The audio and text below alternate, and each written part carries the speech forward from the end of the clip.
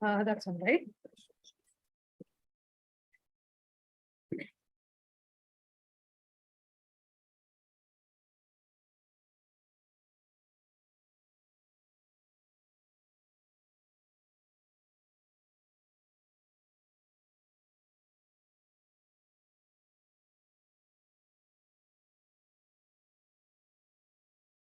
Yeah, we're live. All right, great. Good afternoon, everyone. Welcome to this knowledge session on project planning. Today we have with us Chetna and Heidi from Tribes from Good. Heidi Faye Pereira is a dynamic force in the world of social impact, a dedicated facilitator at Tribes for Good. A true visionary, she combines her expertise as a theater artist and educator to champion the cause of arts for social change. Her mission is clear: harness the power of drama-based tools to ignite awareness and profound learning experiences in students. With an unwavering commitment to transformational education, Heidi is at the forefront of revolutionizing learning spaces. Her innovative approach fuses theater and social impact education, reshaping classrooms into vibrant hubs of interaction and diversity. Through her work, she kindles the flames of curiosity and a deep passion for knowledge within her students, leaving an indelible mark on the world of education. With that, Heidi, I will leave this to you, and you can take over the session. Thank you, Vinci. Hi everyone. I hope you're all having a good day and are as passionate about social impact as I am. I'm very happy to be talking to you today about how to plan your own social entrepreneurship, how to plan your own project. Okay. So as you can see, I will be talking to you today as part of Tribes for Good. And Tribes for Good is a new age platform that helps Gen Z and millennials discover, learn, and contribute to social and environmental issues. We have worked with over 2,500 plus high school students from 15 plus countries, impacting the lives of more than 6,000 people from the weaker section in society. So today I'm here to introduce you to the concept of project planning for your social impact projects that you will build through the YLAC Incubator. Okay. So before I start, I'll just briefly give you a quick introduction into my own groundwork with Tribes for Good. I've worked on gender, performing arts, health, mental health, and diversity. And I'm very excited to be talking to you about specifically how you can take your own passion forward by implementing your own project. So the passion clearly here is very, and yes, I just want to quickly also talk about, we will be sharing over the course of the session also many change makers like yourself who have specifically worked on their own projects here. As you can see on the screen here, we'll look at Jay, who has specifically looked at empowering the future with robotics education, right? There are multiple different young people today ever so passionate to take this forward. Okay. Chetna, you want to take us to the next slide?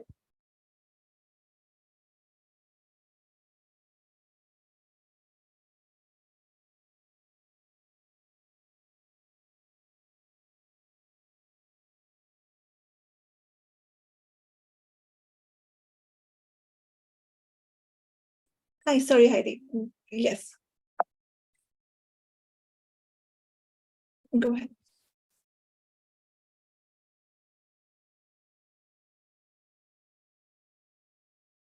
So this is just for you to understand what we'll be talking about and specifically covering today. So number one, understanding what is social entrepreneurship. I'm sure many of us may have heard the term before, but we actively have never placed ourselves in it, right? Two, we will understand project planning fundamentals. What are the key aspects that actively go into planning your own personal project, right? And of course, to help you understand the process, understand the specific areas, we will be sharing case studies of various change makers that have worked at Tribes for Good, that have created lasting interventions. Okay, so let's get started. So in today's world, social entrepreneurship and social impact is the key to achieving sustainable development goals. If you look at the history of social entrepreneurship, It was coined by this man here, as you see on the screen, Professor Muhammad Yunus of Grameen Bank. So it's a microfinance institute in Bangladesh. And you can see, and this person specifically looked at social entrepreneurship as a person who feels strongly about a social issue, who we call the entrepreneur, and can or would like to impact others around them by implementing ways to deal with the issues.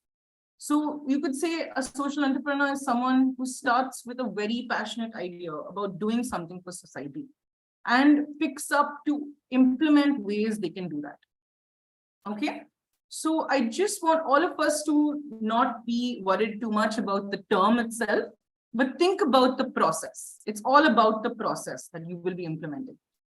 Okay. And moving on from understanding the first person, there's a very, very inspiring person here we're going to be talking about. So Ashok Rathod is the founder of Oscar Foundation and works very closely with young students from slums of Mumbai.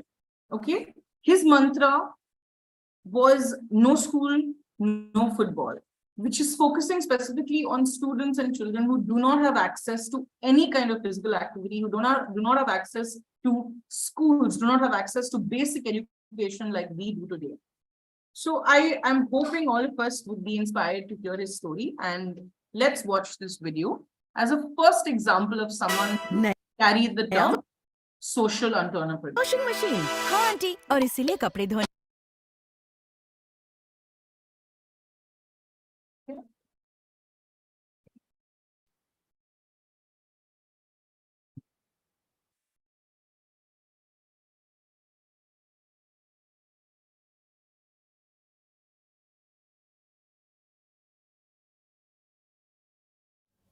Hi, I'm Ashok. I want to tell you about my journey. I born and brought up in Ambedkar Nagar. It's in Kafred, South Bombay, where children don't have any proper guidance from the parents. Parents work on fishing market. Many my friends, they drop out school. They started working on fishing market. That money they spending for drinking, gambling, smoking in age of 13, 14. My father was thinking differently about his children, so I focus on my school. But my friend, they drop out full time. They started working on fishing market. 17, 18 age, they all got married, and now they are 28, 29 years old. They have 3 to 4 children. In 2006, I saw the same thing was going on. The new children, the next generation, they drop out in school, going on fishing market, earning money and involving themselves in addiction and also in crime. So I thought I need to break this cycle, and I need to tell them about importance of education, because I did my education and I have a different life. So if I tell them about my story and my friend's story, then this generation, they will be focus on more on education and they have better future. So I started football with 18 children who were school dropouts, and I started giving them important message about importance of education, discipline. This is how the Oscar came, and now Oscar is working with 3,000 children. We have 3 programs in Oscar Foundation. One is football program. In football program, we teach life skills. We have a young leader program where from the football program, we find who have a leadership quality.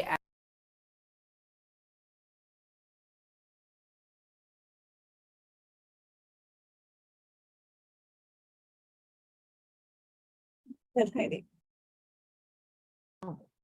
So as you can see, this was the first example we want to share with you on who is a social entrepreneur, right? So this is a person who was able to actively identify and select what was wrong in his surroundings, what was going off, what was not sounding right, correct? So Ashok identified the social issue of children discontinuing education due to poverty and the resulting negative consequences in his community. He could see the direct impact of the disengagement of education in his community. So as you can see, his approach involves the active participation of the community, a hallmark of effective social entrepreneurship, where you identify who are the people affected, who are the people being impacted by the issue that you've thought of, that Ashok has thought of. Ashok insisted that if students wanted to keep playing football, they had to go to school, because that is the very essence of a whole well-rounded education, right? So familiarity with the community helps in avoiding cultural insensitivity or unintentional offense, ensuring that projects are respectful and considerate of local customs and norms, right? So even if say you don't understand the culture or traditions that are stopping children from going into schools, you don't understand what is the reasons, it will obstruct your process. So a good, strong familiarity of the community that you're working with is very, very key. Okay. So having personal ties to the community can provide a strong sense of purpose and motivation to address issues, right? He explored and leveraged every opportunity he got to benefit his community. So as you can see here in these steps, right?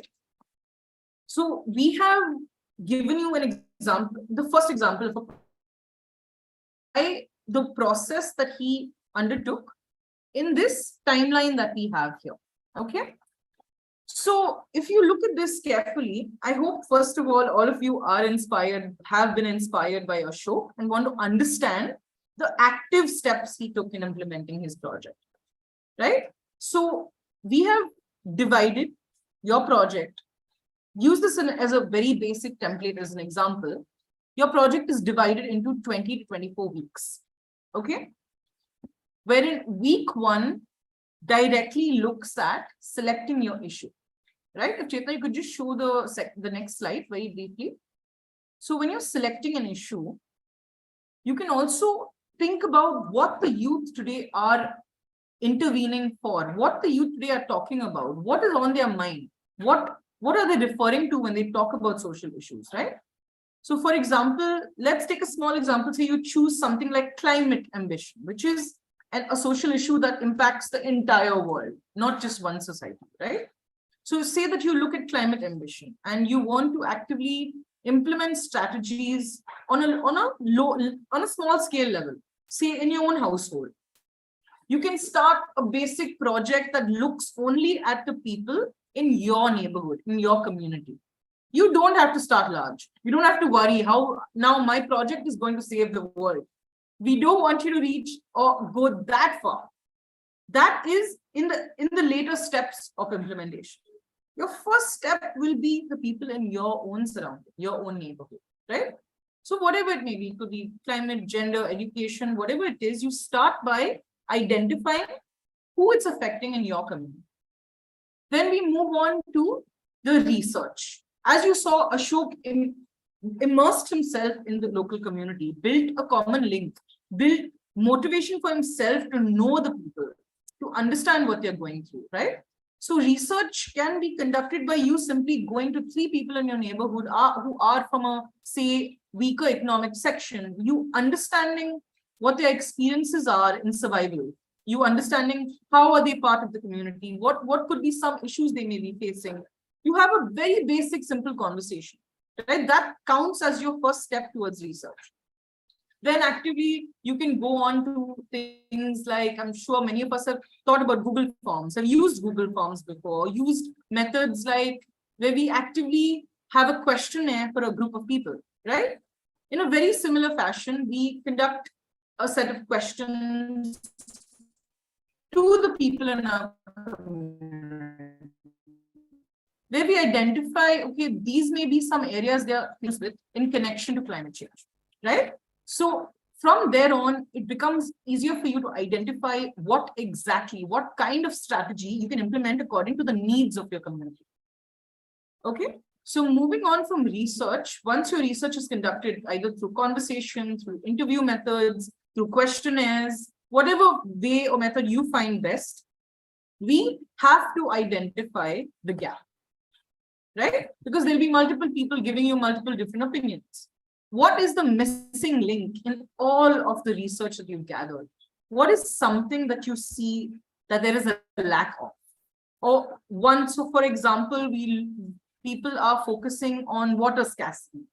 If you notice one thing, there could be water scarcity that's faced only by one select group of people in your community, right? That could be one missing link that you've identified. And again, these are just examples. So once you are able to find that missing link, there is a lack of this, and I will implement strategies to bridge that gap, right? Once you plan that, that takes the entire process of week 1 to week 3, right? Once you are able to strategize that here, this is the area I can bring in a solution to. Once you are able to identify that, you of course can't just go on to implement it. Not, first of all, you may not even know how it will pan out, how people will respond. So say you found your idea. You've said that here, this is the bridge, this is the gap I will be meeting. I will be looking at water scarcity in this particular area, right? You have to start small. You have to try this idea out. Whatever idea it is, whatever solution you may have found, whatever strategy you may have found to deal with that particular issue, you need to test it with a small group of people, say 5 to 6 people. Test that idea and implementation and see how it works. Look at what is the response. How did it pan out from you thinking about it to it being done in action?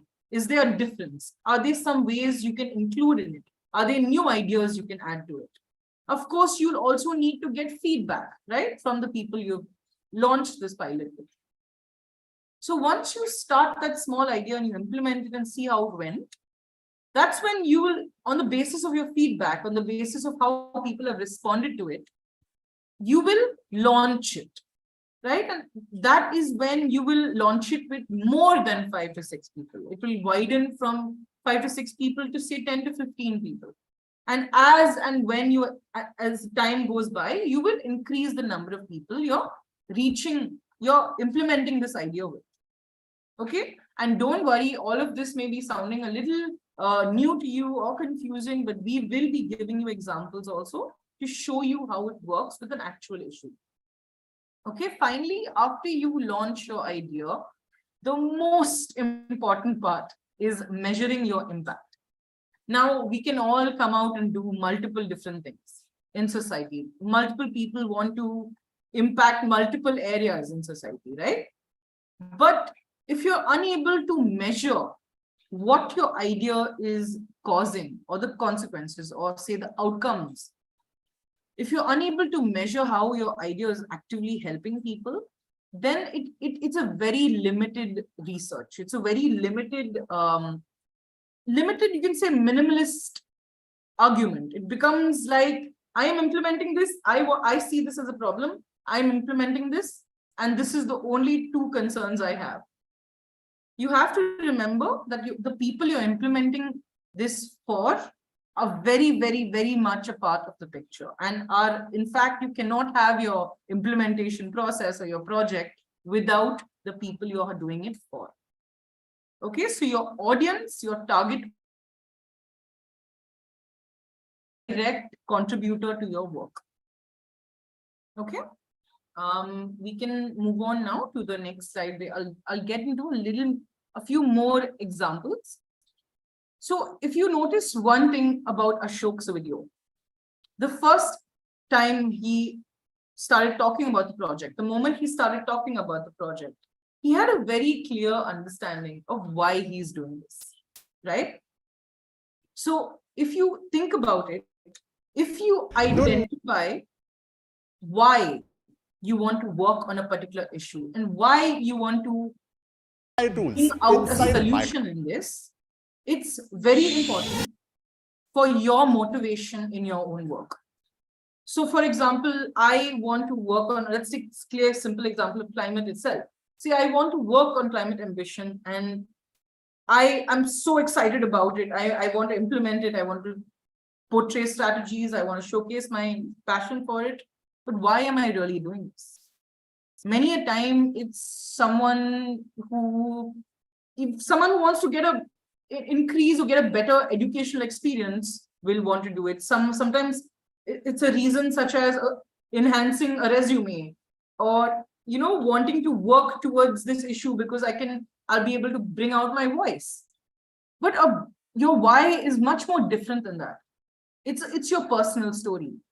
There are so many issues in this world. Why are you picking the one that you want to work on? There are multiple different stories that people tell on why they're doing this work. I am very passionate about social impact, and I am very passionate about social issues because I see it impacting my own life. I see it impacting my own mental health.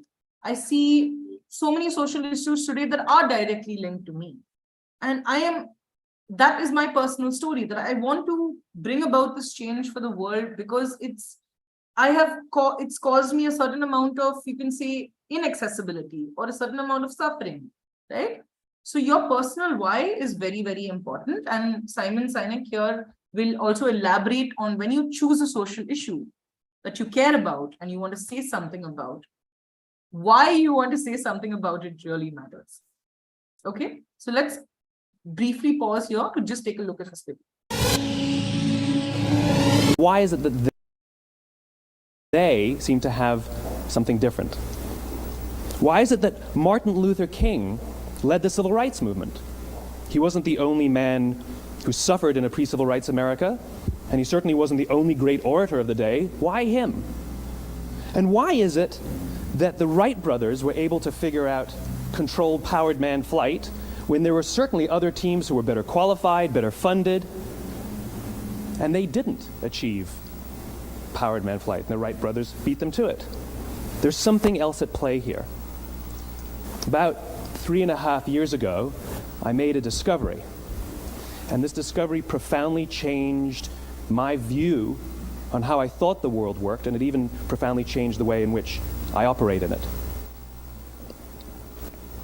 As it turns out, there's a pattern. As it turns out, all the great and inspiring leaders and organizations in the world, whether it's Apple or Martin Luther King or the Wright brothers, they all think, act, and communicate the exact same way, and it's the complete opposite to everyone else.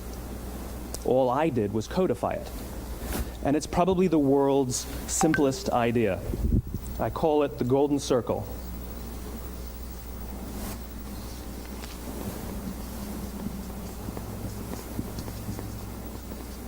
Why, how, what? This little idea explains why some organizations and some leaders are able to inspire where others aren't. Let me define the terms really quickly. Every single person, every single organization on the planet knows what they do, 100%. Some know how they do it, whether you call it your differentiating value proposition or your proprietary process or your USP. But very, very few people or organizations know why they do what they do. And by why, I don't mean to make a profit. That's a result. It's always a result. By why, I mean what's your purpose? What's your cause? What's your belief? Why does your organization exist? Why do you get out of bed in the morning? And why should anyone care? Well, as a result, the way we think, the way we act, the way we communicate is from the outside in. It's obvious. We go from the clearest thing to the fuzziest thing. But the inspired leaders and the inspired organizations, regardless of their size, regardless of their industry, all think, act, and communicate from the inside out. Let me give you an example. I use Apple because they're easy to understand and everybody gets it. If Apple were like everyone else, a marketing message from them might sound like this. We make great computers. They're beautifully designed, simple to use, and user-friendly. Want to buy one? Meh.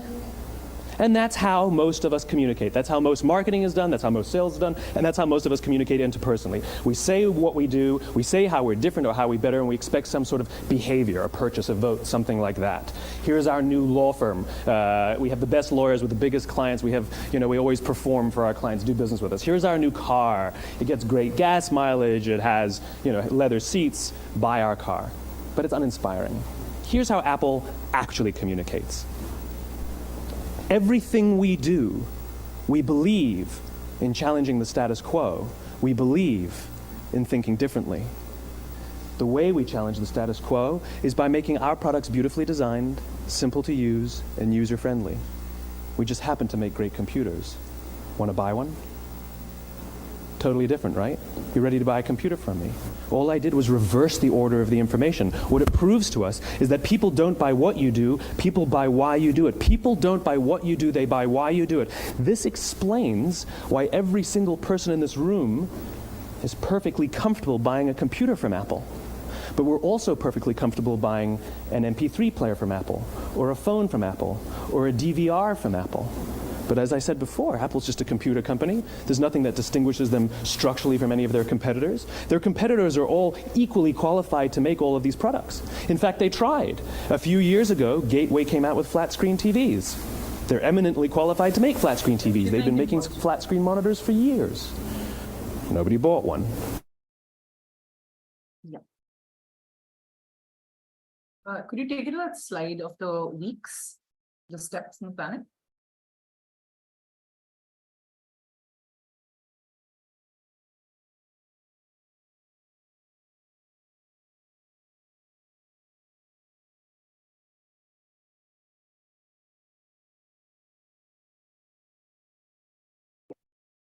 So students, everybody, I just want all of us to understand that when we are selecting an issue, when we are carrying out the research for it, when we are identifying the gap, we're launching our pilot, all these steps are, you can say, incomplete if you don't know why you're doing them. Okay? And when we think about starting our own social enterprise, when we think about being a social entrepreneur, we think about this also from a personal lens. We self-inquire. We try to identify what is it really about this particular issue that I want to work on. Why is it personal to me? Why is it personal to people I care about or people around me? And if you're able to find this why, the big why, trust me, the work and the implementation will become much more smoother for you. And of course, for your audience to understand and say that, okay, this is the person that's focusing on this because it's important to them. And whatever reason you choose to showcase. Okay? Yeah, Chetna, you can go forward. Yeah. So now I've been talking a lot about the process, the aspects, the key fundamentals, right? I want to get a little bit into an example, a concrete example. Okay. So here we're going to look at a few change makers that have started their own social enterprises in Tribes for Good, in being a part of Tribes for Good and wanting to implement active change. Okay, so let's look at the first example here. We have Tanya. Okay, so Tanya is a student from Phillips Exeter Academy from grade 11. And she came to us this summer with a passion about gender. She actively wanted to look at gender and gender inequality. Okay. And in this process of working with us and taking her idea out there, she was able to launch a very important project with key 3 co-members. Okay. So she and 2 other members started this project, and I'll talk about it. I'll tell you more about it. Okay, they started this project called Project Virangana. And I want to show you now Tanya's why. So I'm going to read out Tanya's why for you. And before I show you the active steps she implemented with the members, I want you to think about this why, because it's a personal one. Okay. So Tanya's why.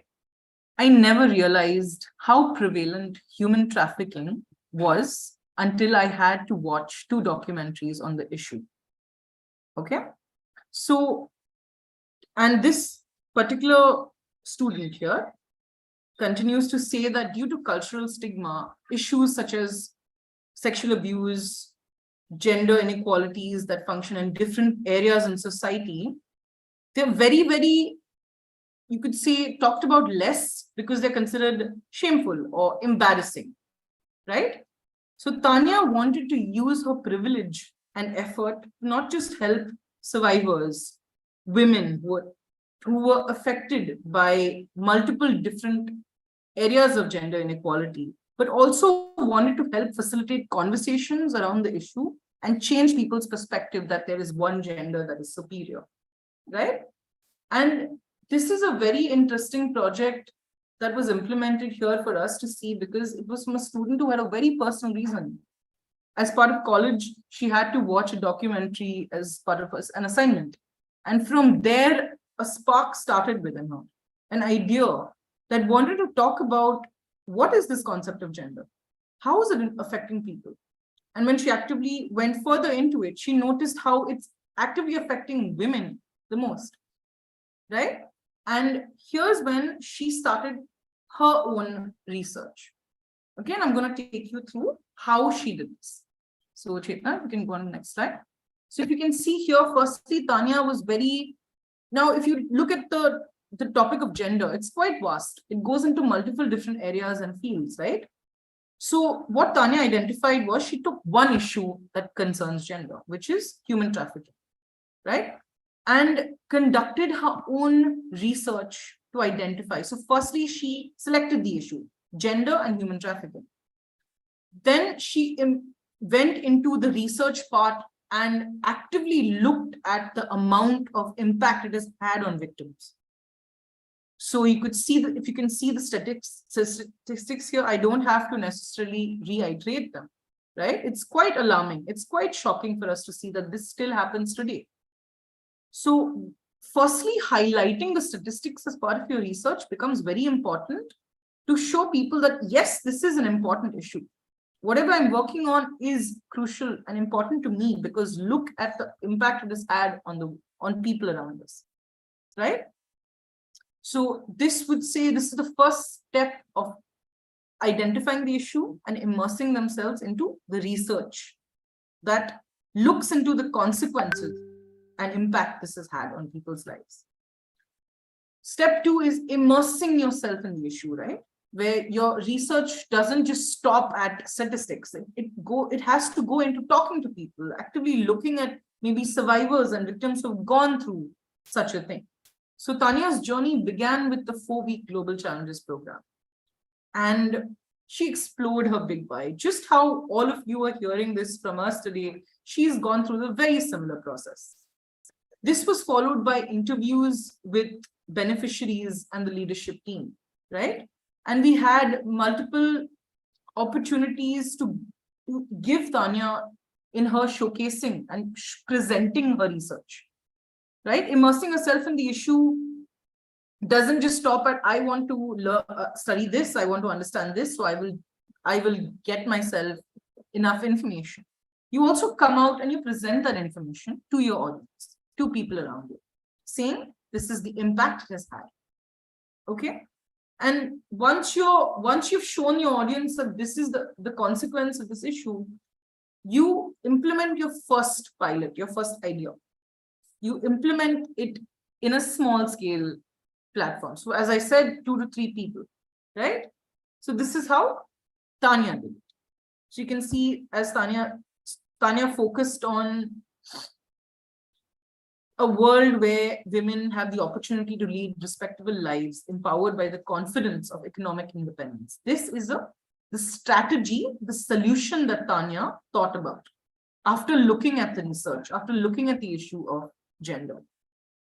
Then the mission, as the mission clearly states, Project Virangana seeks to empower young women and girls who are survivors of gender-based violence by working one-on-one with them to rebuild their confidence, stand on their own feet, and achieve economic independence through career development. So if you go back, so Chetna, if you just go back to the slide, if you see this process, right, and you can go back also to the statistic part. So if you look at how Tanya started, with just presenting facts and statistics about the issue, to identifying who it impacts, to researching about it, to immersing herself in a community and saying that this is impacting this group of women. And finally, you can take it back to that slide, Chetna. Slide 16, yes. And finally, devised a solution and thought about an idea that can tackle the needs of the people she immersed herself with. Okay, so statistics, facts, immersing yourself into your local community and understanding what people there are facing and how it's impacting them. And finally, finding a strategy for them, right? And like I said, it's a very basic strategy that may not always also work for the rest of the world, but it works for that local neighborhood. It works for the group of people that is her target audience, right? So, Chetna, you can move on to the next slide. So this is how she carried it out. And this is one of my favorite parts also in seeing how beautifully this idea was executed and how it started from very shocking statistics that's alarming to all of us here to looking at, okay, this is a step in the right direction, to looking at what has come out of understanding those shocking statistics. So Tanya and her team worked with English lessons, personality building workshops, looking at work etiquette, and finally talking about job opportunities that these women can potentially go towards. So again, as you see here, a Project Virangana team and volunteers, they introduce themselves to the women with basic conversational and professional English. Then, so it tackles every aspect of how a woman in this world today can move forward, right? How a woman or a girl can take the right that they're being provided. And if they're taught in the right way, if they're given the right education, they can actively start their own lives. And this was Tanya's mission from day one of her being in this program. So as you can see here, it's a transformation from statistics to outcomes, right? Yeah. And this is a very important part because once you're in the process of implementing your project, and there's a lot, you have your own team. There comes a point where you can also actively talk about the work you're doing to your community, to the rest of the members who may not be aware of what's happening. And this is really interesting where Tanya took this project and went to a different school, went to a school in her surroundings itself and talked to them about the work that she is doing. So this, how we are doing that with you today, this is how the message and the mission and the vision spreads. And if you can see the interest in this group of students in this picture, you can see the way they're so surprised that someone their own age is doing something like this. And that's not very different from how I want you to see it. Someone who's your age actively implementing social change here. One small step at a time, but beautifully, right? Yeah, I can go on to the next slide. So here is, after Tanya, this is another very, very inspiring student that I want to talk about because, so Tanya focused on gender equality and looking at how gender functions in the workspaces, right?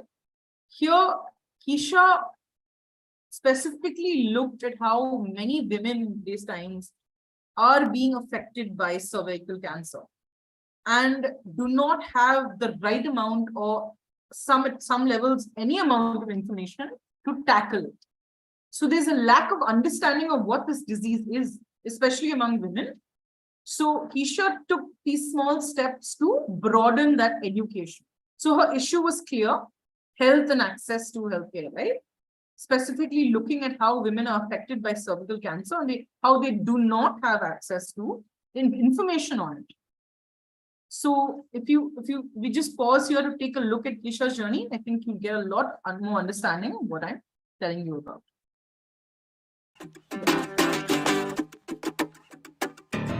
Shrunk all my clothes in the washing machine, running on 2 or 3 hours of sleep. But clearly, there's a light flashing in my car. I don't know what it means. You know what I mean? Thought a new chaos, then I turned 18. It's kinda overwhelming, but hey, lemons make lemonade.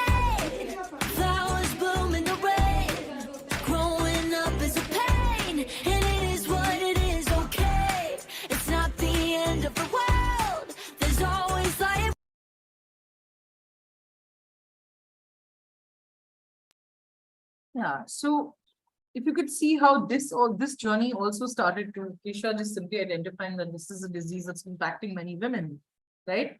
And thinking about health and access to healthcare. And from there, it went directly into focusing on one area, right? One area, because there are multiple women all across the world. And sometimes we think that we have to help all of them. But sometimes just starting with one location, one region can help. So in Amritsar, Punjab, Kesha took forward this sensitization, this education, and educating women that this is a cause for concern. This is how you need to get help. This is how treatments happen. All the right information, also helping them understand why they have not got the required treatment as of yet. So it was a very important process for Kesha herself to identify, right? Identifying the problem, then actively going into researching about it, then actively talking to women about it, talking to local organizations about it. It became an entire campaign in her community that really inspired other women to come out and share that knowledge with other women they know. So there was a spark that got started there. So social impact, even if it starts with one small step, that step can reproduce extremely fast. Okay, so addressing cervical cancer and HPV, tailoring the workshop for factory workers in a village in Punjab, then actively with the support of the women she has worked with, she is breaking barriers and dispelling the myths around cervical cancer. And finally, this is where her culmination of the project happens, where inspiring action and advocacy, and she was able to meet that impact. She was able to create that impact. So she was able to successfully measure that what she set out to do has happened in a small scale. Okay, you can go to the next slide. And finally, this is the third example, because I want you to get a good sense of there are multiple different fields and multiple different interests, and also even in social issues. So this is something that's also very, very, very close to my heart, because I nurtured the students' journey. And in seeing this, so Jay here is a student very, very passionate about robotics. And he wanted to do more about his knowledge than just going on making robots or creating aspects of robotics. He wanted to do something that uses his knowledge to impact and better the lives of others.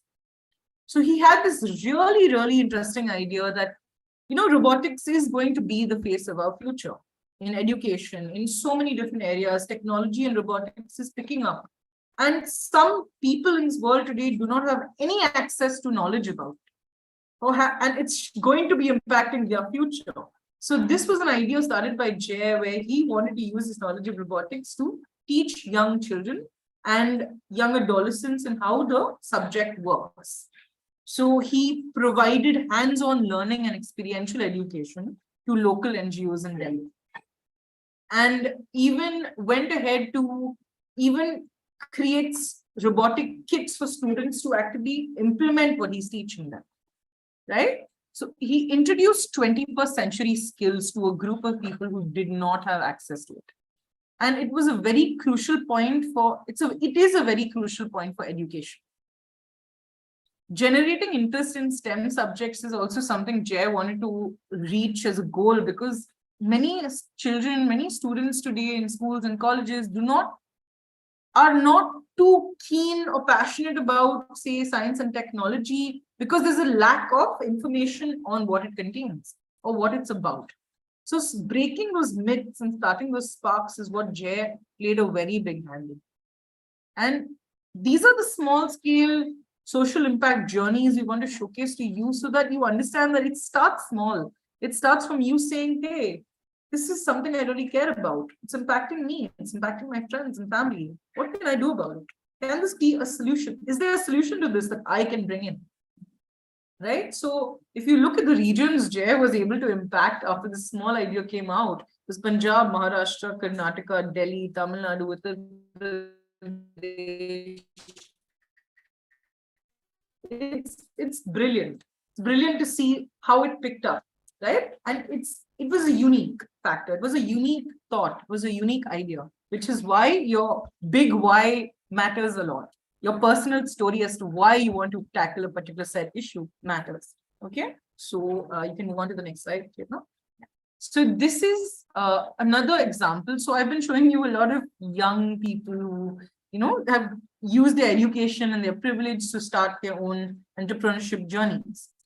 This is a person who is also exceptionally inspiring because he did not have the same access to education the way we do today, the way the young has today. In fact, I don't know how many of you have actively seen this movie or not, but there's a very popular Bollywood movie called Padman, right? And this particular movie was inspired by this person here, Arunachalam Muruganathan. Okay, he is a legend in his neighborhood, in his area, in his country, in so many different parts of India and outside of India, because his journey of making sanitary napkins for his wife, just a simple starting process of, I want to provide more cleanly, hygienic products to my wife, led into a revolution of affordability, looked into affordability of sanitary napkins, looked into many different aspects of gender inequality that came into this particular project. So this person here started a small idea of, I want to make life a little better for my partner. And it went into looking at so many different areas that we miss out when we think of hygiene, when we think of menstrual health. It came up to a part where you will see in his own video him explaining this. But if we fail to understand that menstrual health is a big factor of the lives of multiple people today, and how access to products and access to understanding healthcare there matters. So if you look at this person's journey, it's been beyond inspiring for me. And I definitely want to share it with you as well. Okay, so Chetna. So I try to do a small good thing for my wife, makes me to stand here. The fame, the money I got out of it. So what I did, I gone back to my early marriage days. No, what you did on the early marriage days, you tried to impress your wife. I did the same. On that occasion, I saw my wife something carrying like this. I'm so, what is that? I asked. My wife replied, none of your business. Then being a husband, I ran away behind her. I saw a nasty rag cloth. I don't even use that cloth to clean my two-wheeler. Then I understood she is adopting that unhygienic method to manage her period days. Then immediately asked her, why you're adopting that unhygienic method? She replied, I also know about that, but myself and our sisters, if they start using that, we have to cut our family milk budget. Then I shocked, what is the connection between using sanitary pad and milk budget? It is called affordability. I tried to impress my new wife by offering a packet of sanitary pad. I went to a local shop, I tried to buy a sanitary pad packet. That fellow looks left and right and spread a newspaper, roll it into the newspaper, give it a banned item, something like that. I don't know why, I not asked for a condom. Then I took that pad, then I want to see that, what is inside it? The very first time at the age of 29, 30, I'm touching the sanitary pad, first ever. I'm asking how many of that guys you have touched the sanitary pad anyway. They are not going to touch that because it's not your matter. Then I thought it is a white substance made of cotton. Oh my God, that guy is just using a penny value of raw material inside. They are selling for pounds, dollars. Why not make a low-cost sanitary pad my new wife? That's what all is started. But after making a sanitary pad, where can I check? It is not an industrial item, check in the lab. I need a woman volunteer. Where I can get in there? Even in Bangalore, you won't get in India. So only problem, the only available victim is my wife. Then I made a sanitary pad and hand over Santi. My wife's name is Santi. Close your eyes. Whenever I will give not a diamond pendant or not a diamond ring, even a chocolate, I will give you a surprise with a lot of tons of paper rolled up at it. Close your eyes. Because I tried to make intimacy. Because it's an arranged marriage, not a love marriage. So one day she said openly, I'm not going to support this research. Then another victims, they got into my sisters. But even sisters' wife, they are not ready to support in the research. That's why I'm always jealous with the saints in India. They are having lot of women volunteers around them. Why I'm not getting?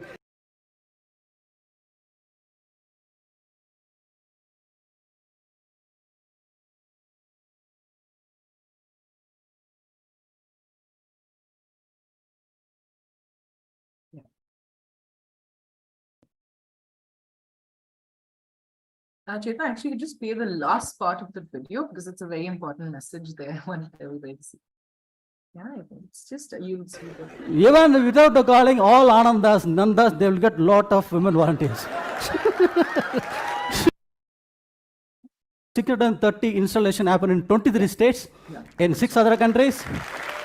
Now, I'm on 7th year, sustaining against multinational, transnational giant makes all MBA students a question mark. A school dropout from Coimbatore, how he is able to sustaining, that makes me as a visiting professor and guest lecturers in all IIMs. And play video 1.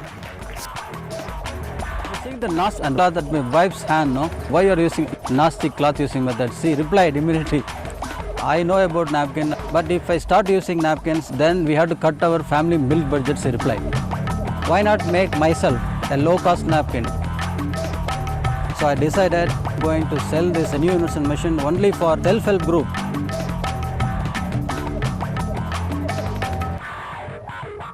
That is my idea. you can pause it. And previously, you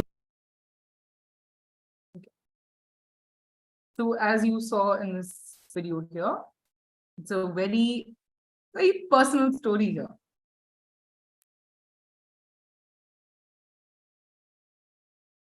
Went on into becoming a movement.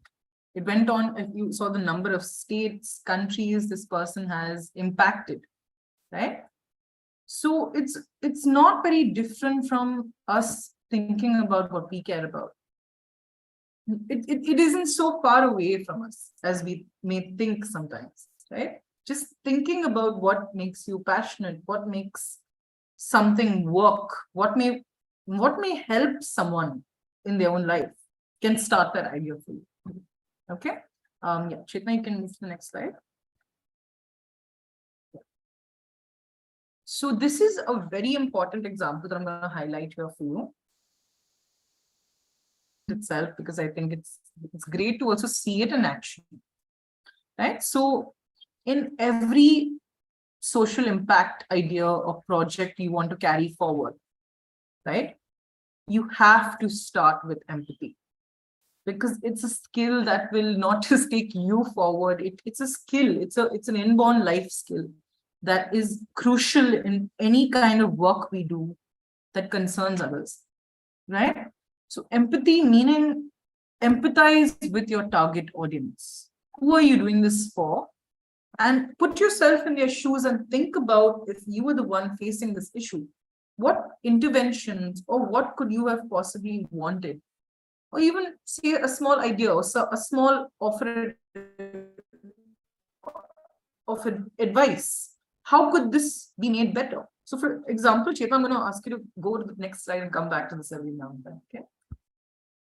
Yeah, if you look at this here, so Sanika actively wanted to make a difference in the world of climate, right? And so she started this very interesting project where she collected used clothes from different houses, okay? Because these are clothes and materials that are being thrown out. So after collecting this, she thought of a very interesting idea for the local children around her. Okay, they've always wanted this experience of shopping, actively going to a store and shopping something for themselves. And they have never had the resources or the money or to do it, to carry that dream out. So Sanika making it a climate sustainable project, right? So carrying it forward, she brought in this idea of creating a store shopping experience for these children. And it was really well implemented, because as you can see, she brought fake currencies, fake notes. She even brought the whole atmosphere of a shopping mall into this. Okay, and it was beautiful. It showed how empathy here came a very long way. Chetna, could you go back to the previous slide? Yeah. So after she was able to empathize with these group of students, she was able to define that I am doing this so that people understand the use of recycling, number one. And it was carried out in such a unique, creative way, not just a recycling process. The recycling process was used to help a group of children attain one of their biggest, you could say, dreams of going shopping. Right. And I know that for us, it may sound like it's a far off dream. Why would someone dream about going shopping? But when you've never done that, when you've never gotten the opportunity and you've seen people around you do that, it's a process. You almost feel like you're missing out. So Sanika was able to use the concept of recycling and turn it into a very interesting project for kids. And finally, the ideation process was making this whole shopping experience as an event where people came in, bought clothes, exchanged fake currency notes, chose what they like, and moved on. Right? So her prototype. So if you look at this process here, Chetna, you can go back. So empathy was establishing what the children need. Defining it was saying that I'm using a sustainable climate ambition process to create this dream for kids. The ideation process involved how she made this and turn this into an event, calling people, inviting everyone from the local village. Then, of course, prototyping it, where she had the sale and created this big mela. The prototype was the mela. So it was beautifully again carried out, using empathy, using her definitions, using her research, using ideas. And finally, this was a clear outcome.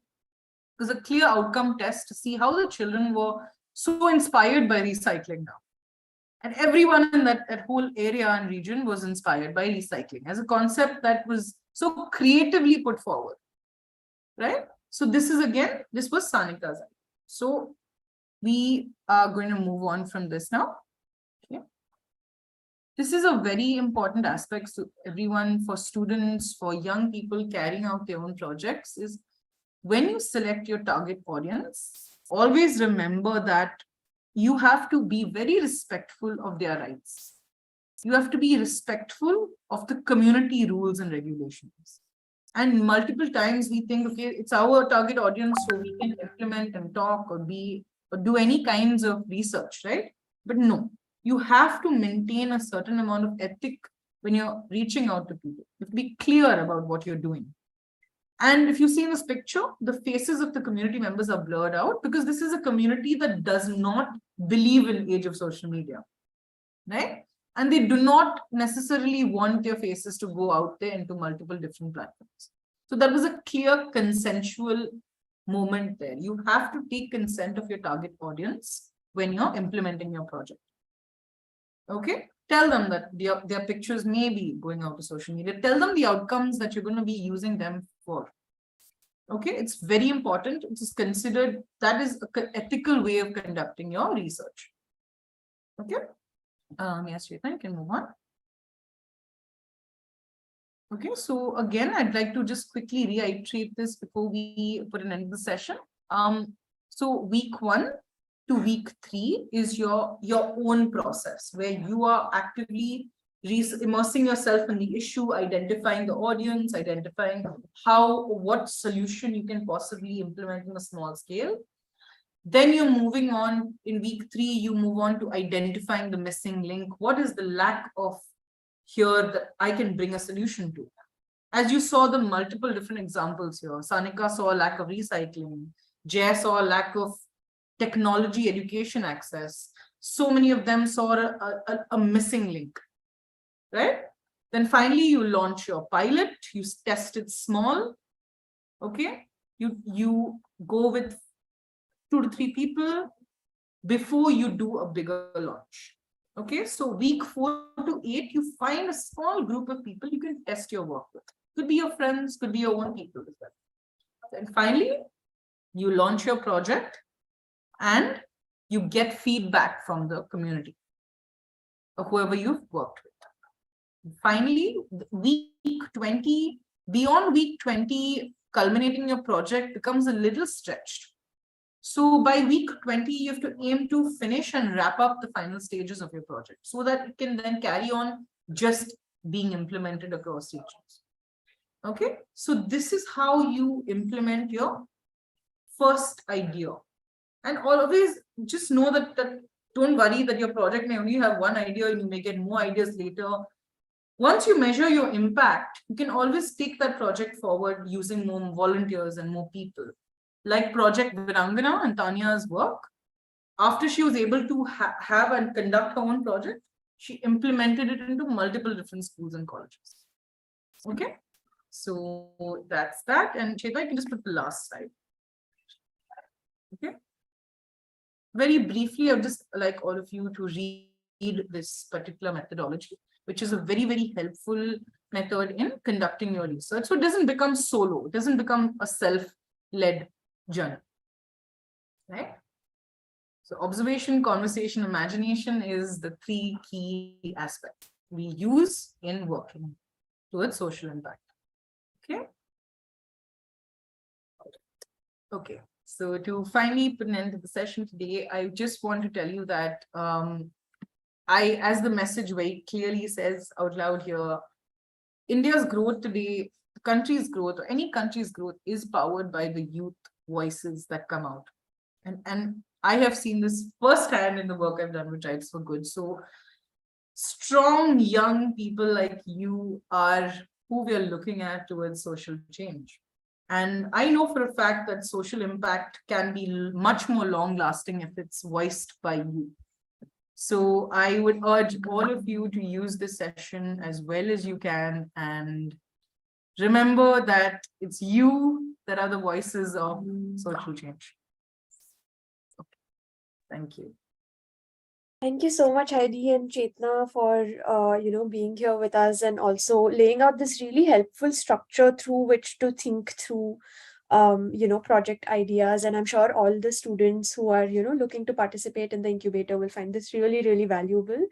I also wanted to ask a question because this is such a structured way of thinking and approaching project planning. That it can also sometimes get quite unnerving when things don't go as planned once you start the project, right? So how would you suggest students, prepare for those kinds of situations, maybe anticipate challenges? How should they approach project planning in a way that if something deviates from the plan, it doesn't throw them off? And what are some things that they can do when they're in that position? Right. That's a very, very fair question. So essential skills that I think we've always heard of, maybe in school or not, but skills like problem solving, thinking on your feet, and a certain amount of resilience is always going to be needed in project planning. And I would just say, firstly, don't think that nothing is going to go wrong. There are definite moments where things are bound to go wrong, where you can't do anything about it. But there's a very famous line I use here, and I would love to share it, which is always hope for the best, but prepare for the worst. Right? That's a line I use throughout my life because I'm always hoping that everything will go well. But because the letters don't just have plan A, they have multiple different letters in the alphabet, right? So have backup plans, I would say, number one. Have a certain amount of calm-headedness and level-headedness that when things go wrong, you do not go into panic mode.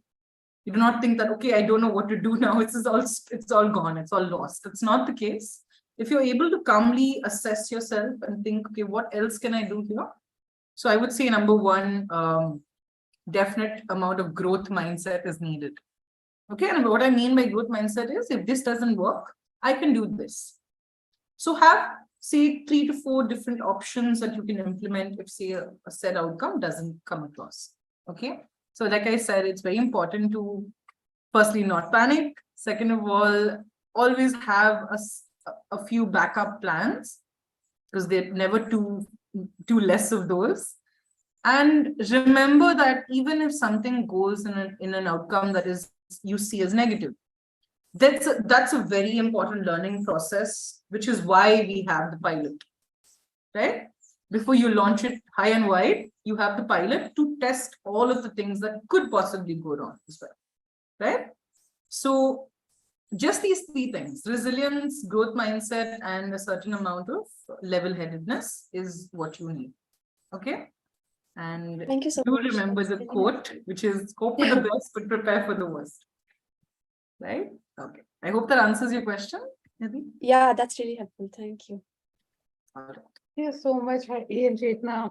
I think this session has been extremely insightful, and it has given, I think, so much of a structure to how you actually begin planning for a project and how you even think about implementation. And of course, planning is where the foundation is laid, and without that, of course, the project will not be successful. So you've thrown a lot of light on how students can go about planning for their projects. And it has been a brilliant session looking at the case studies as well. So thank you so much for taking out the time and helping us understand project planning a lot better. With that, I think we can come to a close for this session. I would also like to remind everyone that we are in the round 1 of applications for the YLAC Social Action Incubator. The applications will be closing on the 8th of October. So please hurry up and fill in your applications as soon as possible. We also have all the information and knowledge we need as to how to plan for the project. So hopefully your applications will reflect that as well.